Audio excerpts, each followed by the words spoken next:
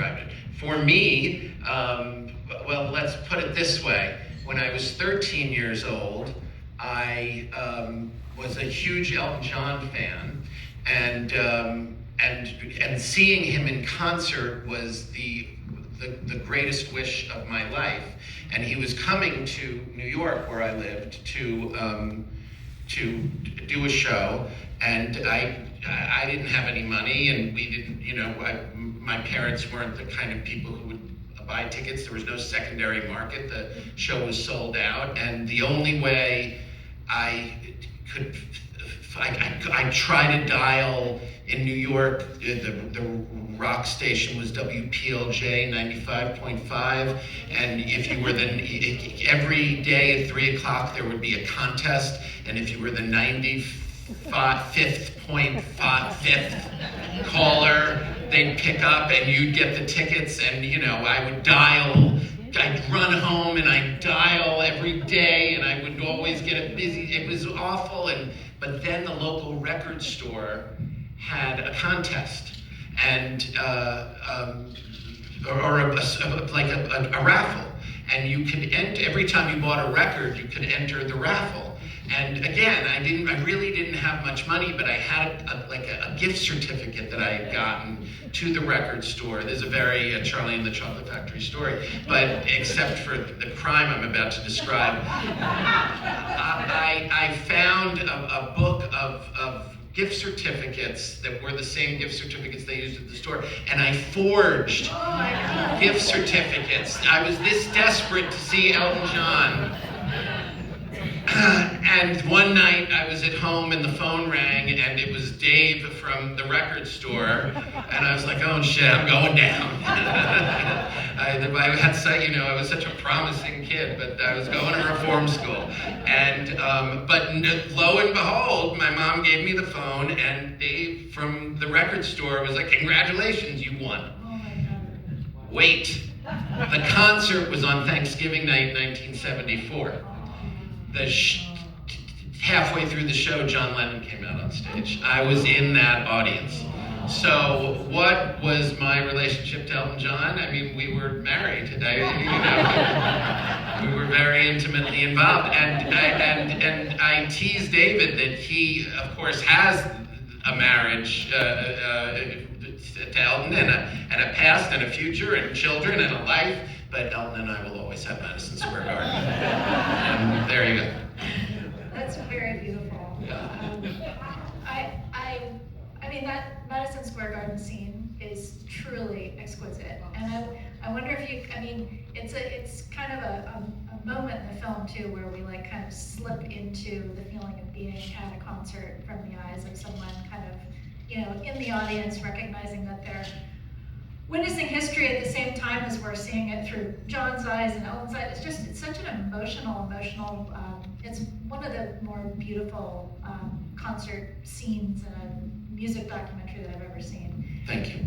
And I wonder if you could just talk a little bit about how that came together, because some of the material is so breathtaking, like the photograph of Elton reflected in John's glass. I mean, it just goes on and on and on. Yeah. From a documentary perspective, it's full of gold, and yet you're kind of missing some, you're missing really good quality footage. You don't have it. Yeah. So if you could talk about how you built that and what you Well, I will say that when David and I met, David came to. I was invited to have lunch with David and before any of this existed, and he told me that he was thinking of making a film about the final months of Elton's touring career, and I told him that I long thought that there was a great film to be made about the first 5 years of Elton's career, and as we talked, we realized that both of these moments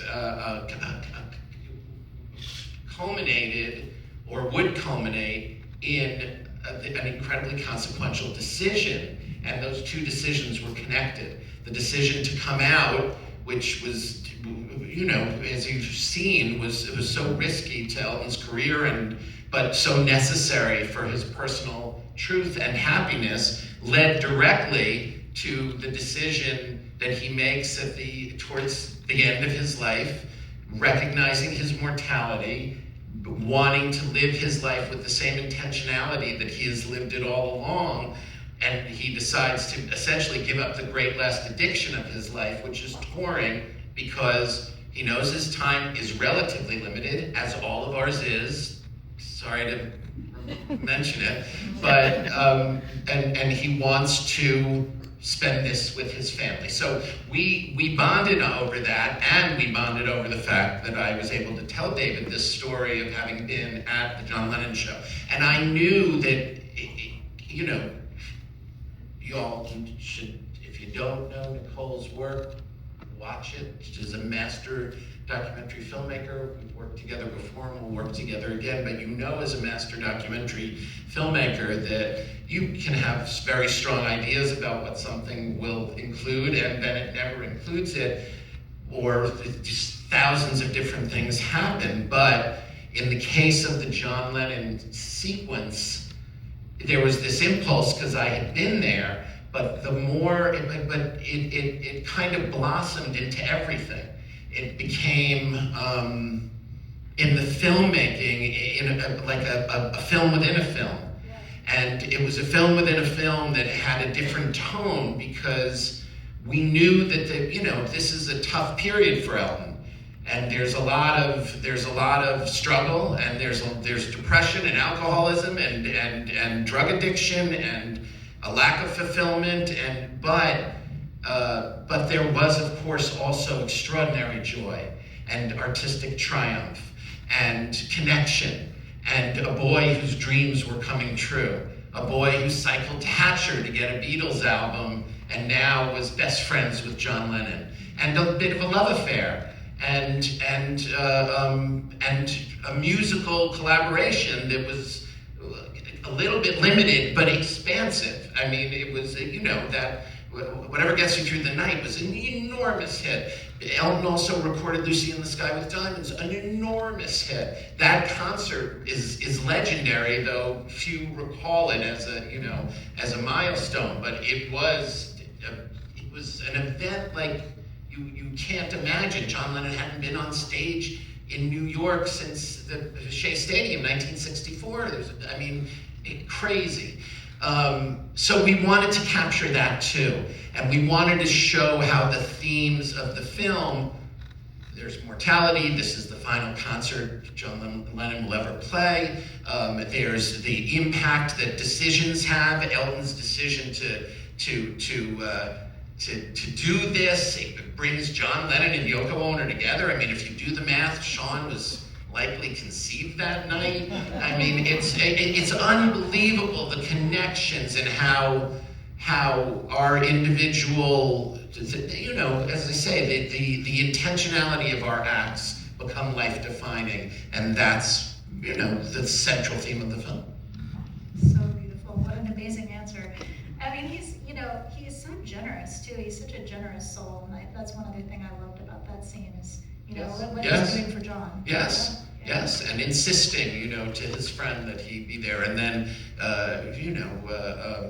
kind of maneuvering behind the scenes in that way, and loving the fact that, this was a time when if David were here, we're often asked what surprised you about the film, and David's answer is that when he met Elton said, "I don't want to have kids. I'm not the kind to have kids. It's not, I'm selfish, I'm a rock star, I'm always on the road, it's not for me." But as you saw when Elton was talking to Cliff Jar, he says, "I want a family." Yeah. And he had and there were, of course, Elton eventually made the decision to have a family with David, and, but he was hiding that because he was scared of it, and I'm trying to remember why I started to tell the story. You said he was generous, and I said he was generous, but it's so fascinating. What if you remember, let me know. But yeah. but it was so interesting that you said that David Furnish tells one story, and then this Rolling Stone interview revealed something else. And I wonder what the process was like between the three of you, David and Elton and you, as you were working on the project and you were getting into the archival and the research and discovering things, did you find things that challenged their narrative, and what was the kind of like back and forth like as you worked to figure out the shape of it? The process was quite amazing.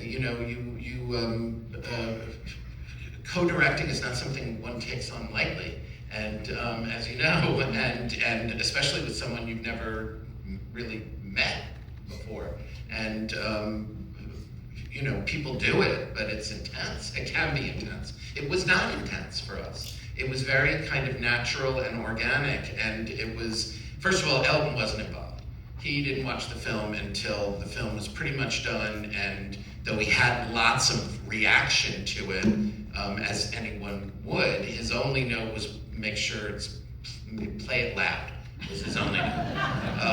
And that was a cut that he saw almost at Picture Lock, and then he saw it again at Toronto at the world premiere at the Toronto Film Festival, and he was it deeply moved. I mean, we had to hold the Q&A for 10 minutes while he collected himself, and so that was Elton's involvement.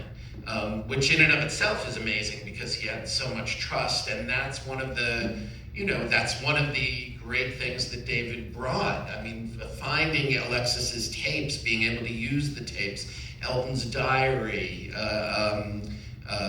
the access to the archives. They have these 2 warehouses full of archives in London that nobody really, they were well organized, but nobody had dug into them, and we found unprocessed film and the recording of Candle in the Wind. Nobody's ever seen that because the footage was unprocessed. There's so much archive that we were able to access, but most importantly, there was David.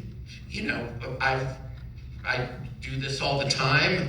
I've directed many films. He recognized that, supported that, and wanted me to take the lead, which was the natural thing to do, but his perspective kind of served as an emotional barometer, and so there was always this very keen sense of truth. For instance, the first time I was playing around with the Alexis Petridis tapes, the audio tapes that were the central interview in the film, I sent David some of the material, and he called me emotional because he said, "I've heard that voice before, but nobody else has."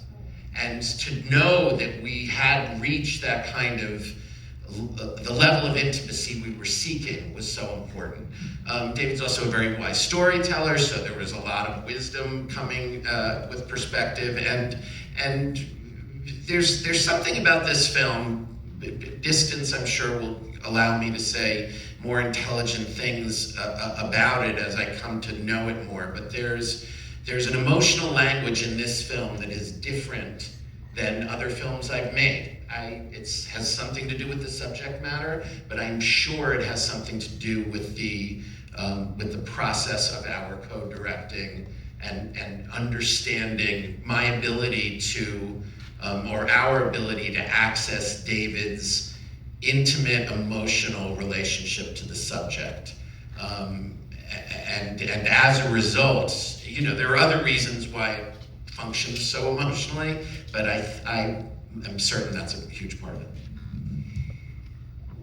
One of the things that I really love about it is I guess a word that keeps popping into my mind about it is tender. It's like a very tender gaze. We would call it a desperate longing. Yeah. There's something right about that there's this little boy, I mean, that's really, he's got a gift from the heavens. Yeah. But as he says, how to be a human being. The question of his life is not how to write a song. He's Mozart. He can write the song. The question of his life is how to be the human being he wants to be. And